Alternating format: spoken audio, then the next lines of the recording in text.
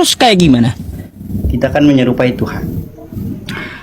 Kami nih ya Katolik ya percaya Tuhan, kalau dia tidak menunjukkan wataknya aslinya, kalau tidak menunjukkan rupanya, bagaimana kita bisa percaya pada Tuhan?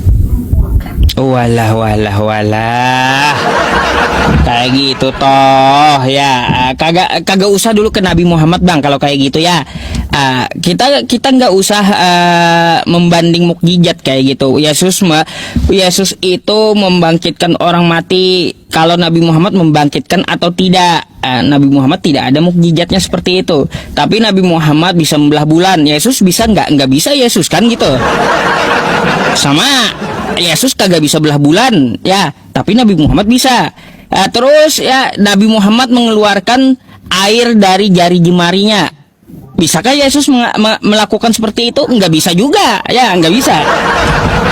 Jadi nggak perlu dibanding-banding mukjizat seperti itu, nggak perlu. Lanu farriqu baina ahadim mir rusulih. Kami tidak membanding-bandingkan dari utusan Allah. Kayak gitu. Terkait kata Anda, Tuhan itu yang dapat ya dijadikan Tuhan adalah Tuhan yang kelihatan, betul nggak? Betul. Oh betul, baik, betul kata Anda, Bang. Kalau saya mau tanya sama Anda ya, Boleh. Dari ujung kepala Anda sampai ujung kaki Anda, itu yang mana milik Anda, Bang? Semua milik saya, hanya diciptakan oleh Tuhan. Diciptakan oleh Tuhan. Waktu Tuhan menciptakan mata Anda, Yesus Anda ngeliat nggak Anda? Hah? Nggak tahu kan, saya baru. Iya, waktu Yesus, katanya kan Tuhan itu Yesus. Waktu Yesus menciptakan Anda, ada nggak Yesusnya Anda lihat? Saya nggak lihat Yesus. Nggak lihat, berarti Bang ya Tuhan itu bukan Yesus. Karena apa? Waktu penciptaan Anda di dalam rahim ibu Anda, Yesus kagak nongol dalam rahim ibu Anda. Bukan Yesus menciptakan Anda ya. Satu poin bukan Yesus yang menciptakan Anda. Ya, betul Pak Ustadz. Betul Pak Ustadz bilang itu betul, Yesus tidak menciptakan saya. Bapak kami yang menciptakan saya. Nah, kalau Bapak di sorga yang menciptakan Anda, Bapak di sorga kayak mana bentuknya? Kita nggak tahu, saya nggak tahu Bapak bentuknya gimana.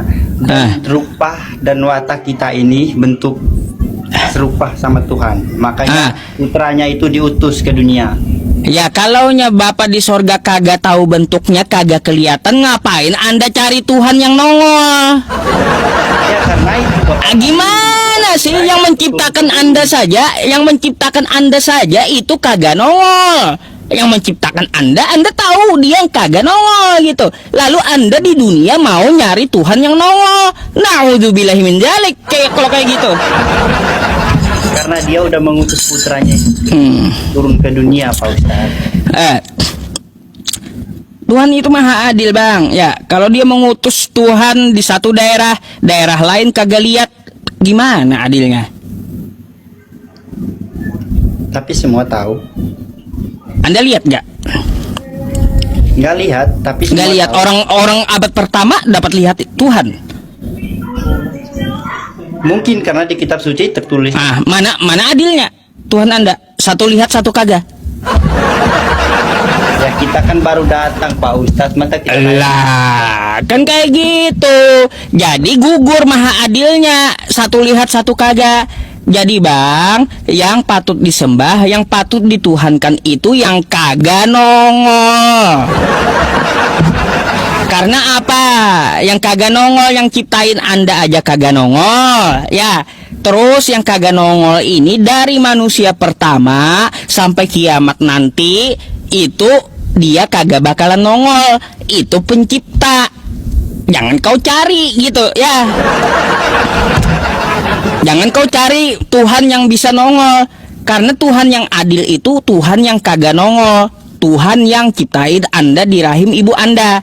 Ya, kalau ada Tuhan nongol itu Tuhan-Tuhanan ya. Kayak gitu bang. Karena apa? Itulah bentuk adilnya. Dari manusia pertama sampai hari kiamat nanti, dia tidak nongol. Ya, tidak ada satupun manusia yang melihat dia. Adil dia. Termasuk orang buta juga nggak lihat dia. Jadi bang, Tuhan yang adil itu adalah Tuhan yang kagak nongol. Ya. Nah,